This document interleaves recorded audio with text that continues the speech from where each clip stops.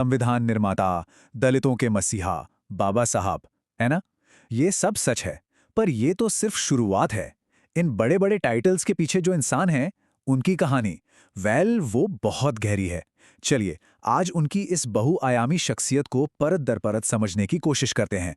हाँ, तो बाबा साहेब, ये नाम सुनते ही हम सबके दिमाग में एक जानी-पहचानी तस्वीर आती है। लेकिन असल में उस एक तस्वीर के पीछे ना कई किरदार छुपे हैं।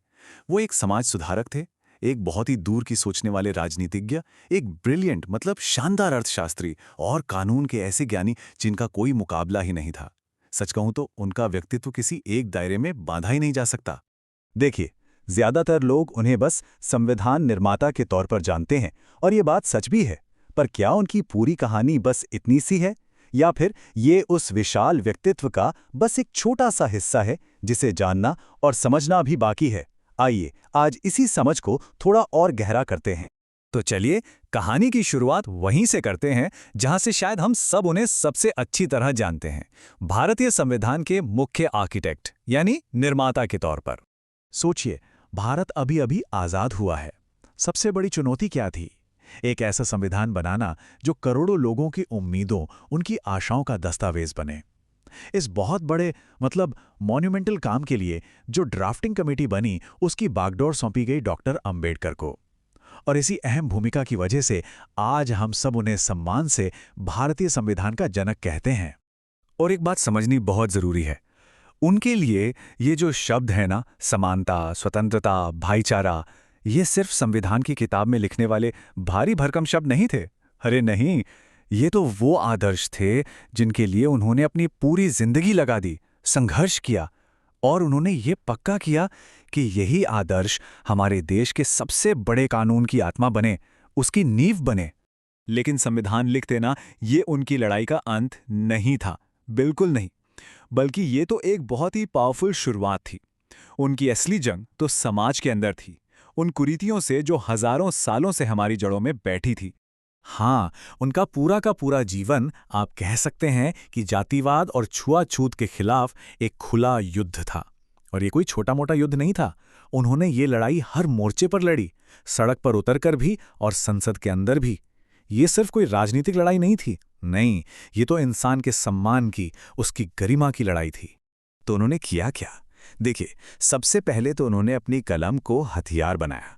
मूक नायक और बहिष्कृत भारत जैसे अखबारों और पत्रिकाओं के जरिए उन्होंने उन लोगों को जुबान दी जिनकी आवाज सदियों से दबा दी गई थी।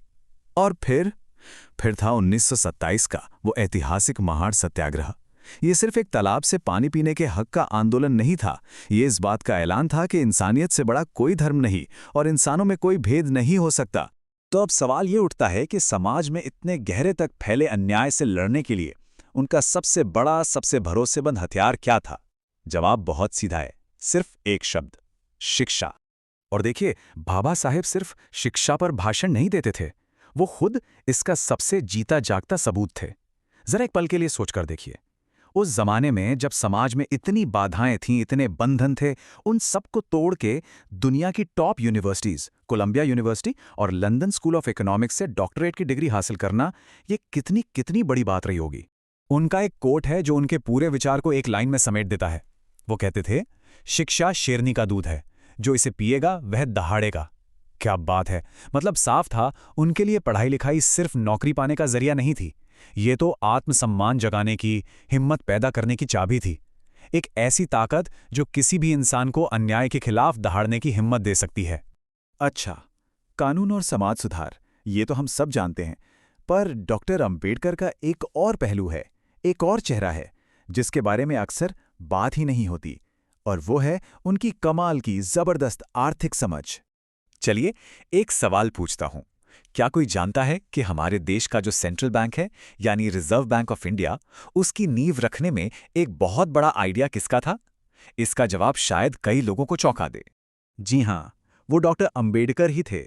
आरबीआई का जो पूरा कॉन्सेप्ट है, उसका जो खाका है, वो काफ़ी हद तक उन आइडियाज़ पर आधारित था जो डॉक्टर अंबेडकर ने अपनी किताब the problem of the rupee में दिए थे। और इन्हीं आइडियाज़ को उन्होंने हिल्टन यंग कमीशन के सामने रखा था। ये दिखाता है कि देश की आर्थिक नब्ज़ पर भी उनकी पकड़ कितनी मजबूत थी। तो जब हम इन सभी पहलुओं को एक साथ रखकर देखते हैं, एक संविधान निर्माता, एक समाज सुधारक, एक महान शिक्षाविद और एक दूरदर्शी अर्थशास्त्री, तो एक ऐसी विरासत की तस्वीर सामने आती है जो गुजरे हुए कल की बात नहीं है, वो आज भी इसी पल में उतनी ही जरूरी और प्रासंगिक है। अपनी जिंदगी के आखिरी पड़ाव पर उन्होंने समानता की अपनी इस खोज को एक आध्यात्मिक मोड़ दिया। 14 अक्टूबर 1956 का वो दिन था जब नागपुर में उन्होंने अपने लाखों समर्थकों के साथ बौद्ध धर्म को अपना लिया।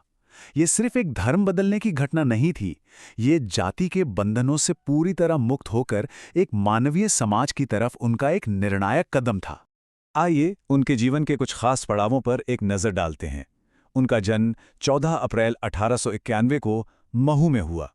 6 दिसंबर 1956 को उनका महापरिनिर्वाण हुआ और फिर साल 1990 में देश ने उनके असाधारण योगदान को सलाम करते हुए उन्हें मरणोपरांत भारत के सबसे बड़े नागरिक सम्मान भारत रत्न से सम्मानित किया। तो इस पूरी बातचीत के बाद एक सवाल हमारे जहन में रह जाता है। डॉक्टर अंबेडकर सिर्फ इतिहास की किताबों का एक चैप्टर नहीं है, वो एक सोच हैं, एक विचार हैं जो आज भी जिंदा हैं। तो सवाल ये है कि कानून की किताबों से बाहर असल जिंदगी में समानता के लिए उनके संघर्ष की जो मशाल उन्होंने जलाई थी, वो आज हमारे समाज को कितना और किस तरह से रोशन कर रही है, इस पर सोचना बहुत जरूरी है।